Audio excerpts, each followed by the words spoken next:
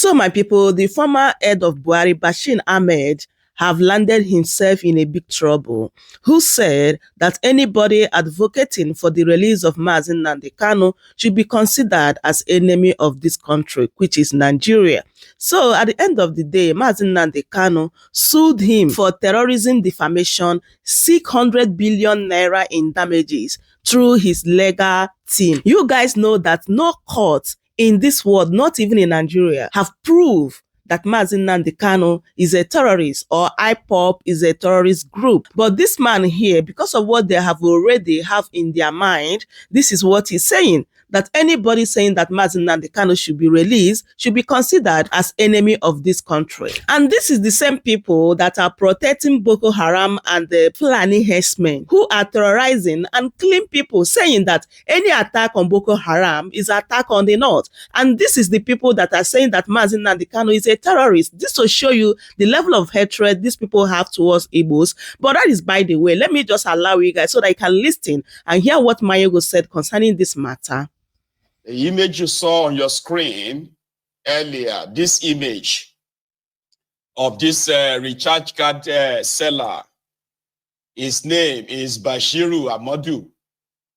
He was a recharge card seller that Buhari appointed as a social media advisor, and is also one mofo that has a sort of a knack for his hatred for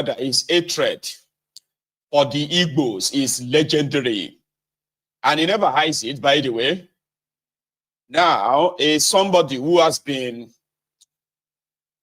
defaming, use that, libeling against just anything and anyone from the southeast part of Nigeria. This afternoon, there is a report that the Mazi Nnamdi Kanu's legal team, they have filed a defamation case against him. This was the mofo that came on a few days ago and tweeted that anyone and everyone that is asking for the release of Nnamdi Kanu, right? That person is, or that group of people, they are enemies of Nigeria. He called Nnamdi Kanu a terrorist. He called IPOB a terrorist organization. And as I was silently praying that, you know, somebody will pick that up. Indeed, Nnamdi Kanu's legal team picked that up. And now, it would have to actually prove where Nnamdi Kanu is a terrorist. Any crime committed by Nnamdi Kanu to be referred to as a terrorist, as well as any crime committed by the IPOB to be referred to a terrorist organization. And a failure to do that, it would have to cough out £1 billion. That is a defamation cost. Now, I think it is high time people start doing that, by the way. Nnamdi Kanu was kidnapped by Buhari's, terrorist regime. The regime that has been pardoning terrorists through an illegal, arrangement called Operation Safe Corridor. Under Buhari, terrorists slaughtered. Boko Haram terrorists, Fulani terrorists, they have slaughtered over 180,000 Nigerians. And guess what? Not a single one of them has been put on trial. And if you dare call the Fulani terrorist, they will say you have a Fulani phobia. In fact, they will say any move to try to stop the advancement of the Fulani terrorists in the southern part of Nigeria is considered an attack on the northern Nigeria. Now, you see these mofos that will defend all their terrorists and all the criminal, treasonable attacks on Nigeria, on the Nigerian economy, on the Nigerian people. They can easily point the fingers, at other people and accuse them of the same thing they are actually doing. There is no court in Nigeria that has proven any case against Nnamdi Kanu. There is no court in Nigeria that has ruled that the IPOB has committed any terrorist act in Nigeria. Rather, it's been the IPOB that has won cases against Nigeria. You see, Buhari's murderous regime proscribed IPOB in Nigeria simply because they thought that by labeling the IPOB that are demanding for the for the peaceful breakup of that contraption, by labeling them IPOB, will give them the license to kill, which they have been using, and somehow they have been indicted of it many times. So they proscribed the IPOB for demanding for a referendum to break away from Nigeria.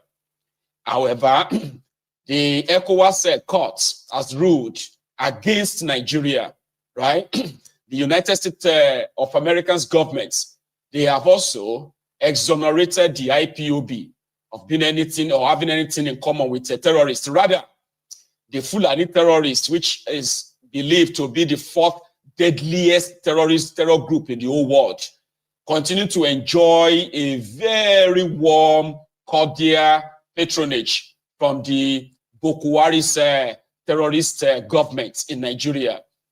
Buhari's government brags that they have pardoned. Not only pardoned, they have also rehabilitated more than 200 murderous terrorists, Boko Haram terrorists, Fulani terrorists, without a single one of them actually facing any courts or, being tried in any courts in Nigeria. Till today, Nnamdi Kanu defeated the same Buhari's government, even before Buhari left. Buhari's government was defeated by Nnamdi Kanu in their own courts, that it was acquitted and discharged of any charges brought upon him by Buhari's government. Rather, Malamun decided to use the same corrupt system to ask for the stay of execution. Stay of execution meaning they were ashamed to let Nnamdi Kanu go because they already promised or bragged to their Fulani, their Fulani population and the Hausa population in northern Nigeria that they captured Nnamdi Kanu, and that was supposed to be the end of their poverty or the end of their insecurity in northern Nigeria, but it never was the end. Rather, Operation Safe Corridor, the illegal catch and release system put in place by Buhari's murderous regime, continued to release dangerous terrorists, dangerous real Boko Haram Fulani terrorists into the wild. Not only that, they were paying them a huge amount of money. They are protecting them, all because they claim that the terrorists swore by the Holy Quran that they will never do it again. Mind you, they have captured and released maybe, because according to them, some of these terrorists also repented. They surrendered.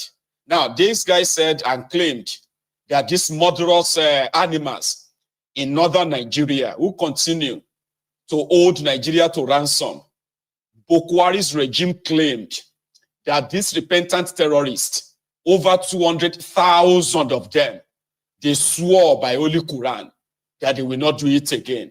Now, that is why you see this mofo calling the IPOB terrorist or calling Nnamdi Kanu terrorist is typical of these northern criminals. It is the same way that they will tell you that the southern Nigeria is more corrupt. But when you begin to take a look at those who have depleted the resources of Nigeria, those who have looted Nigeria like tomorrow, no day, they've always been the northern, these northern blokes, these criminals from northern Nigeria. If you take a look at those who have been robbing people of their hard-earned money in Nigeria, scamming people locally in Nigeria, they've been these northerners. But somehow, over time, they have kind of made it like a thing to say the southerners have been the scammers, the southerners, they have been the fraudsters, the southerners, they have been the most corrupt, when indeed, record fact for facts, these northerners, these northern mofos, these parasites, these, leeches that cannot stay on their own continue to loot Nigeria, destroy Nigeria, and then point the fingers at a different direction. So if the Nnamdi Kanu's lawyers really mean business, as I think they do, right? This is one lunatic that you can use as a scapegoat. Yeah, they have a corrupt legal system. But yeah, let him actually stand to prove to you that indeed what said their court couldn't prove, he has a proof of that. The same court that couldn't convict Nnamdi Kanu, the same court that couldn't really get the IPOB guilty of any crime. Maybe this mofo, this this criminal himself, and I call him a criminal because there's evidence of that. After serving Buhari for 8 years, this Olori Blukuolojueran guy actually fraudulently inserted himself in one of the Ministry of the Ministry of Petroleum also in Nigeria as a civil servant. Yeah, he did. So if he wasn't outed, this guy was being paid salary for a whole year. He was Buhari's special advisor on social media. One. Then on the other hand, a year before the end of the term of Buhari, right? This guy was drawing salary from the Ministry of Petroleum in Nigeria as like a civil servant. Yeah? So, and then he got outed. He was drawing 2 salaries from Nigeria, or he can easily point fingers and tell you that we Northerners are not fraudsters. The Southerners are the ones. And see, tonight, I also have something to share with you. Why the EFCC is more interested in breaking into homes in southern Nigeria and not in northern Nigeria, when in actual fact, the people that are synonymous, the real region with the with the first class certificates in money laundering through their bureau de change in Nigeria, these are the northerners. Well, anyway, we'll come back to that. So yeah, that's the first picture. Another clown is this mofo. I don't know where he lives or which of the sewage he kind of crawled out from in London. Another Ronuku of London, Yoruba Ponu of London. You saw those ones that believes that they have the right to live in another person's country and at the same time maybe even enjoy all the privileges. But when it comes to the Ronukus of Nigeria or the Tifnumbu of this world, then they will begin to tell you that they are Ronu or Ponu. This, this clown, I'll call him a clown. This particular clown has made a video. According to him, it is to return the stolen shoes of Kemi Badenoch's brother. You remember the story of Kemi Badenoch's brother, that the Nigerian police stole his shoes, is a wristwatch, right? That Kemi said last year. Now that clown in purple went to the shop in London, bought some pair of shoes, bought 2 pair of shoes, and decided to video himself. Now, returning the shoes to them at the number 10 in London, Downing Street. He went there. He said, "I am returning these shoes to you. I want you to help me give these shoes to Kemi Badenoch, to give it to our brother, so that Kemi Badenoch can leave Nigeria alone." This emergency lover of Nigeria, because of Tifnumbu, they now love Nigeria. Meanwhile, if you flash back to 2-3 years ago, these mofos, they were shouting Yoruba Nation, Yoruba Nation. They are shouting Oduduwa Republic, Oduduwa Republic. But immediately the druggie, the drug dealer, the drug addict, Kolu, became the presidential candidate of APC, Egbekegbe, they automatically became an emergency lover of Nigeria. And they will love Nigeria, by the way. They're going to love Nigeria for the next, for another 6 years, if Kolu lasts that long, okay? So they will love Nigeria. The moment a Yoruba man is no longer in charge of that contraption, then they will revert back to the status quo, where they will begin to shout Yoruba Nation, Oduduwa Republic. But for now, if you do not support the druggie, if you dare say anything that is, according to them, negative about the contraption, it is automatically believed that you are attacking Yoruba, and in fact, you are hating Nigeria. So they are the emergency lovers of Nigeria. They love Nigeria right now. If Nigerians are going through inflation or corruption or insecurity or and name it, it doesn't matter. A Yoruba man is depressed beyond, and all it deserves right now is our support. We must support him. You know, we must not join others to criticize a Yoruba man. Maybe later we can do that. But for now, Nigeria is our country. Let us love our country. The Mopos don't love Nigeria. They don't give a damn about Nigeria. None of them does, right? None of them actually like Nigeria. But it is because they are living in this delulu, kind of like a delusion. Sure, you get. And you can see through it easily. You can. Because to them, they can compare all of the bad things. For example, if you talk about insecurity, for example, they will tell you that, you know, insecurity is not synonymous to Nigeria. There are knife crimes in the UK. Sure, you get now, like there are people stabbing people in London. So if people are being killed by terrorists in Nigeria, it's not just Nigeria. Then they usually say, okay, more Nigerians have become poorer. They will say there are poor people in London too. There are poor people in America. You know, people, there are homeless people in America. That's what they will tell you.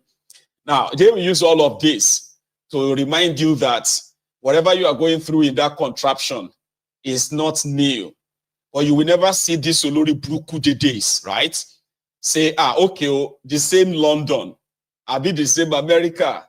They have 24 hours electricity. They have, you know, running water. They have good roads. They have a rail system that is working. They have, you know, they have all these infrastructures that makes life better, right? And then when it comes to the economy, okay, so the inflation in the UK is somewhere around 3.5 to what have you percent.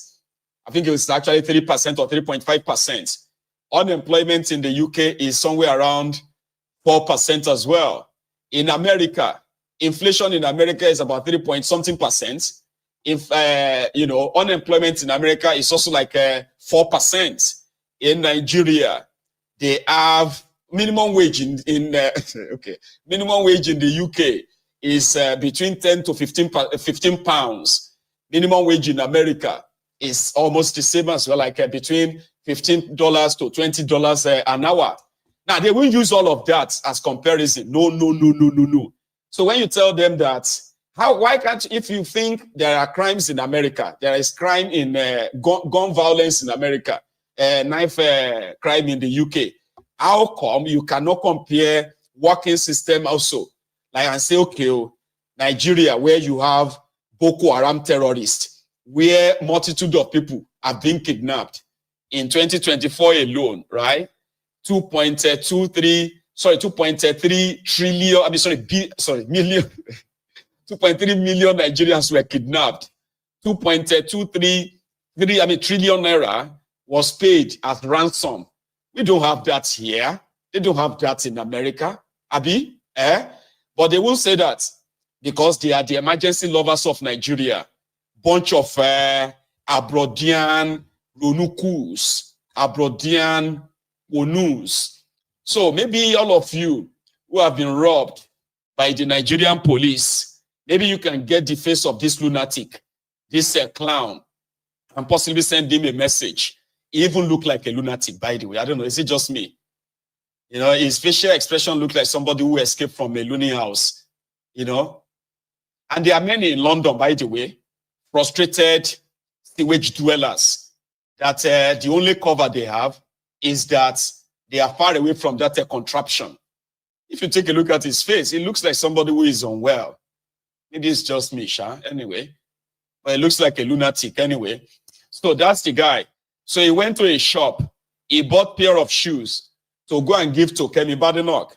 Now, if you have been robbed by the Nigerian police, yeah, if you have been robbed, maybe you should look for his old contact online, and he can maybe buy you everything they robbed from you back for you. This is what they are doing.